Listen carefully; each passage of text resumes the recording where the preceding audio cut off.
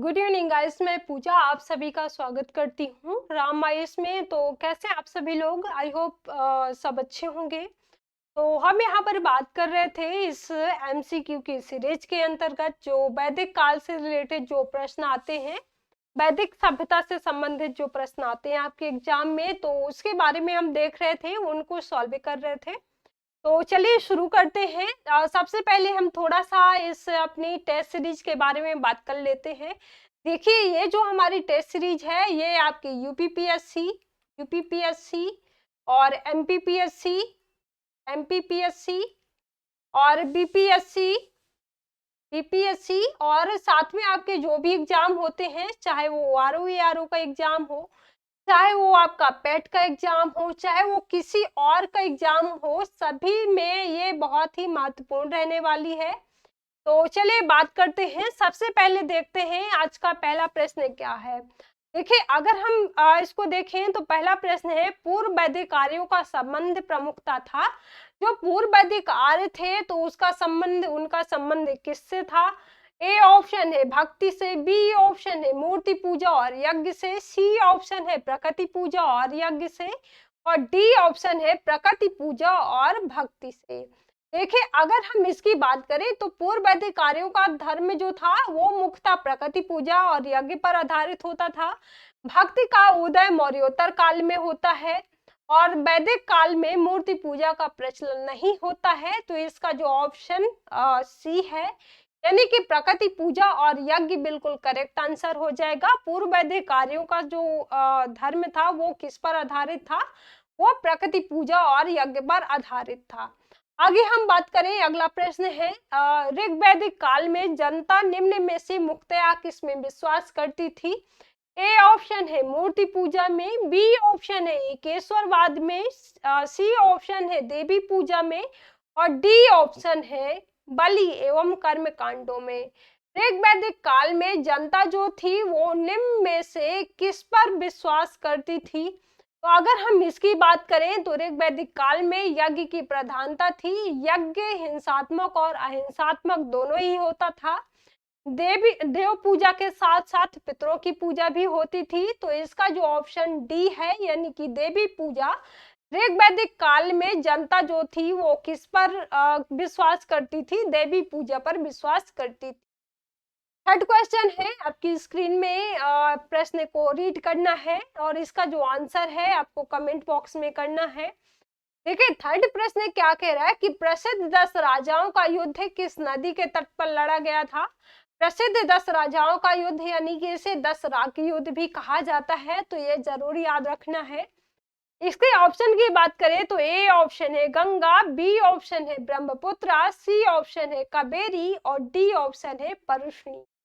प्रसिद्ध 10 राजाओं का युद्ध किस नदी के तट पर लड़ा गया था? 10 राज्य युद्ध, यानी कि 10 राजाओं का युद्ध है, ये जो है ये आपका परुष्णी नदी के बारे में अगर हम देखें, इसका आधुनिक नाम जो है रावी नदी के तट पर लड़ा गया था, जिसमें से इनके भरतों के राजा सुदास जो थे वो इसमें विजय हुए थे। तो इसका जो ऑप्शन डी है, यानी कि परुष्णी नदी और आधुनिक नाम रावी नदी के तट पर प्रसिद्ध 10 राग युद्ध है, या फिर कह सकते हैं कि 10 राजाओं का युद्ध लड़ा गया था। आगे हम बात करें, अगला प्रश्न है, ऋग्वेद में उल्लिखित प्रसिद्ध 10 राजाओं का युद्ध किस नदी के किनारे लड़ा गया था? सेम वैसा ही प्रश्न है जैसा अभी हमने देखा। ए ऑप्शन है परुष्णी, बी ऑप्शन है सरस्वती, सी ऑप्शन है बिपाशा और डी ऑप्शन है अस्किनी। तो इसका जो ऑप्शन ए है, यानी कि परुष्णी नदी, आधुनिक नाम रावी नदी के तट पर 10 राज्य युद्ध या फिर 10 राजाओं का युद्ध लड़ा गया था। आगे हम बात करें, अगला प्रश्न है, निम्न में से किस नदी को ऋग्वेद में मातेत्मा, देवीत्मा और नदीत्मा से संबोधित किया गया है? ए ऑप्शन है सिंधु, बी ऑप्शन है सरस्वती, सी ऑप्शन है वितस्ता और डी ऑप्शन है यमुना। निम्नलिखित में से किस नदी को ऋग्वैदिक काल में मातीत्मा कहा गया है, देवीत्मा कहा गया है और नदीत्मा? इन तीनों नामों से ऋग्वैदिक काल में किस नदी को जाना गया है?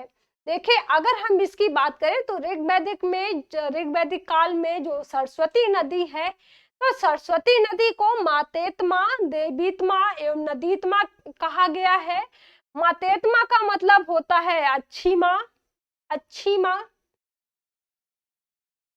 और देवीत्मा का मतलब होता है सबसे अच्छी देवी, और देवीत्मा और नदीत्मा का मतलब जो होता है सबसे अच्छी नदी।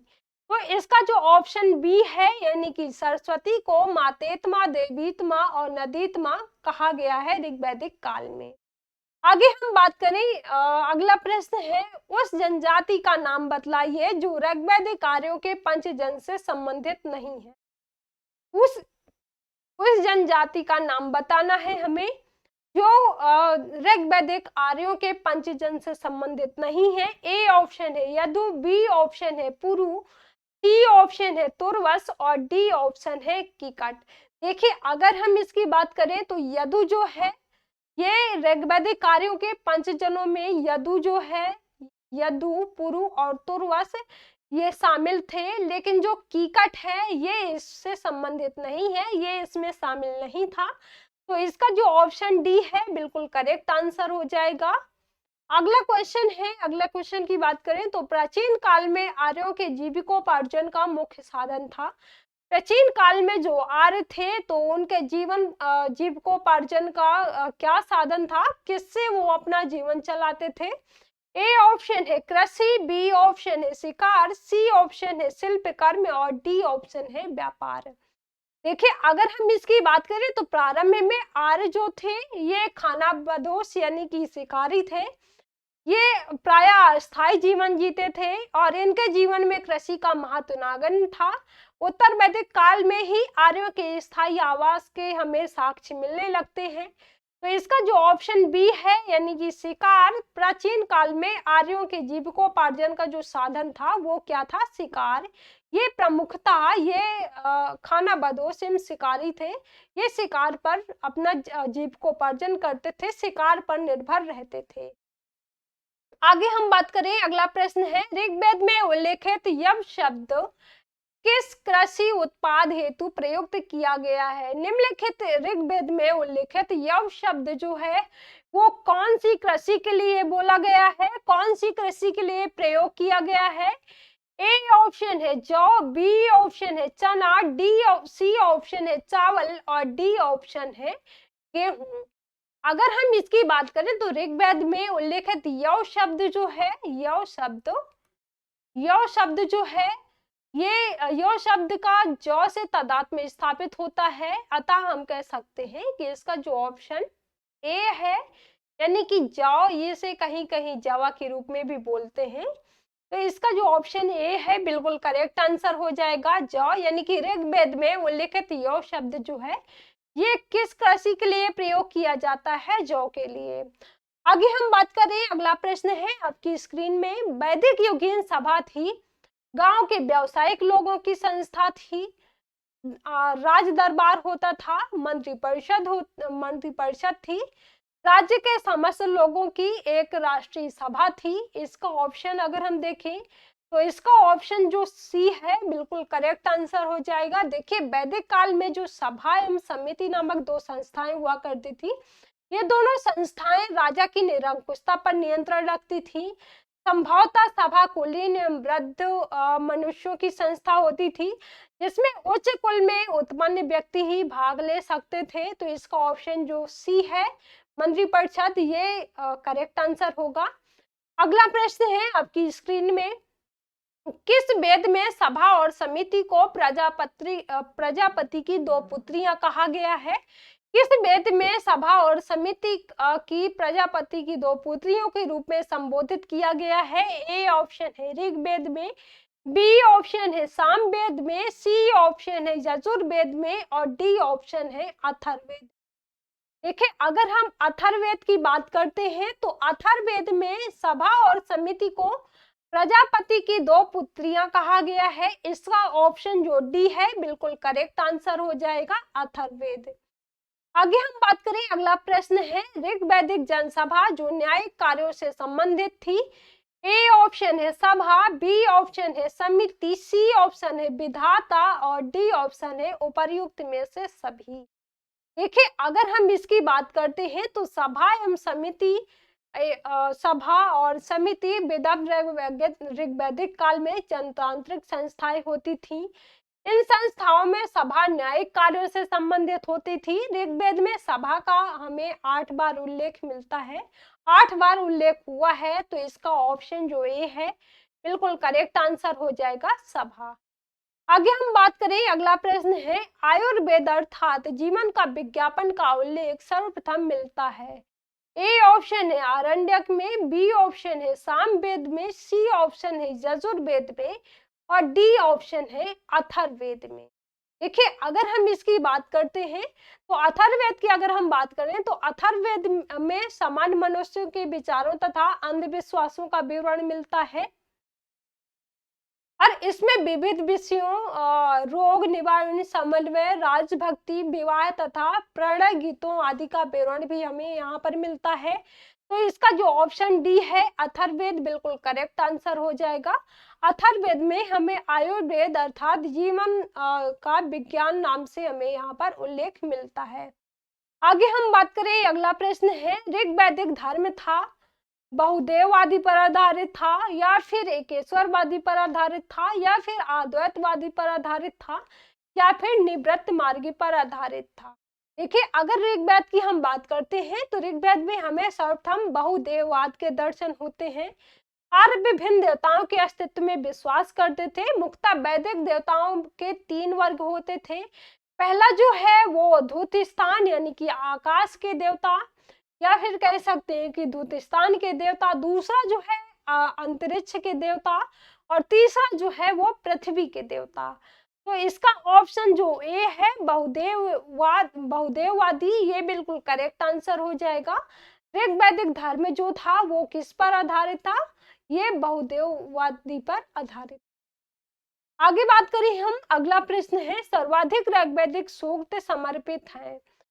ए ऑप्शन है अग्नि को, बी ऑप्शन है इंद्र को, सी ऑप्शन है रुद्र को और डी ऑप्शन है विष्णु को। अगर हम इसकी बात करते हैं तो ए ऑप्शन अग्नि को सर्वाधिक ऋग्वैदिक सूक्त जो है वो किसको समर्पित था। देखिए ऋग्वेद में इंद्र का वर्णन हमें सर्वाधिक प्रतापी राजा के रूप में मिलता है जिसमें 250 सूक्त समर्पित है जिसको। यह ऋग्वैदिक काल में सर्वाधिक लोकप्रिय देवता था। इंद्र को आर्यों का युद्ध नेता तथा वर्षा का देवता भी माना जाता है। ऋग्वेद में अग्नि जो है तो अग्नि को 200 सूक्त समर्पित है और वह इस काल का दूसरा सबसे महत्वपूर्ण देवता था। बी ऑप्शन जो है ये बिल्कुल करेक्ट आंसर हो जाएगा। इंद्र जो है ये सर्वाधिक ऋग्वैदिक सूक्त, ये सर्वाधिक ऋग्वैदिक सूक्त जो है वो किसे समर्पित थे, ऋग्वेद को समर्पित थे।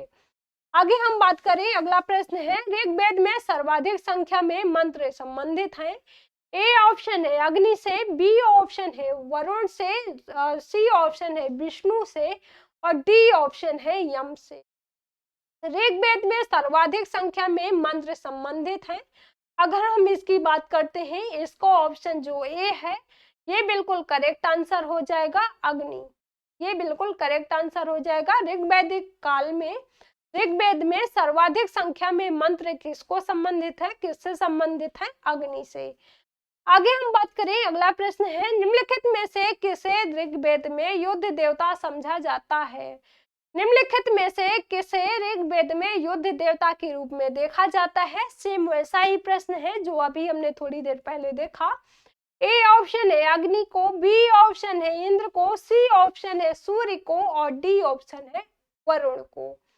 इसका ऑप्शन जो बी है ये बिल्कुल करेक्ट आंसर हो जाएगा। यानी कि प्रश्न क्या किया गया है कि निम्नलिखित में से ऋग्वेद में युद्ध देवता के रूप में किसे देखा गया है, कौन थे युद्ध देवता, तो इंद्र को युद्ध देवता या युद्ध देवता और वर्षा के देवता आदि रूपों में इनको देखा गया है। इसका जो बी ऑप्शन है करेक्ट आंसर हो जाएगा। आगे हम बात करें, अगला प्रश्न है वैदिक देवता इंद्र के विषय में निम्नलिखित कथनों पर विचार कीजिए। तथा नीचे दिए गए कूट का सही उत्तर हमें चुनना है।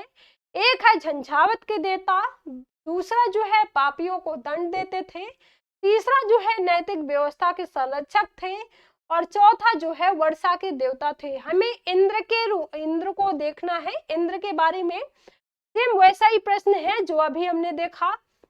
देखिए अगर हम इसकी बात करते हैं तो ऋग्वेद में इंद्र का वर्णन हमें सर्वाधिक प्रतापी देवता के रूप में मिलता है, जिसमें 250 सूक्त समर्पित हैं। यह ऋग्वैदिक काल में सर्वाधिक लोकप्रिय देवता हुआ करते थे। इंद्र को आर्यों का युद्ध नेता तथा वर्षा, आंधी, तूफान आदि का देवता भी माना जाता है। इंद्र को वृत्तासुर हंता यानी कि वृत्तासुर नामक राक्षस का वध करने वाले ये जाने जाते हैं। पुरभेद यानी कि बादलों को भेदने वाला, सोमापा यानी कि सोम का अत्यधिक पान करने वाला, सतक्रति यानी कि 100 शक्तियों का स्वामी आदि नामों से इनको जाना जाता है। तो इसका जो ऑप्शन डी है ये बिल्कुल करेक्ट आंसर हो जाएगा। यानी कि जो इंद्र है, इंद्र को किस रूप में देखा गया है? झंझावत के देवता और वर्षा के देवता के रूप में इनको देखा गया है। डी ऑप्शन बिल्कुल करेक्ट आंसर हो जाएगा।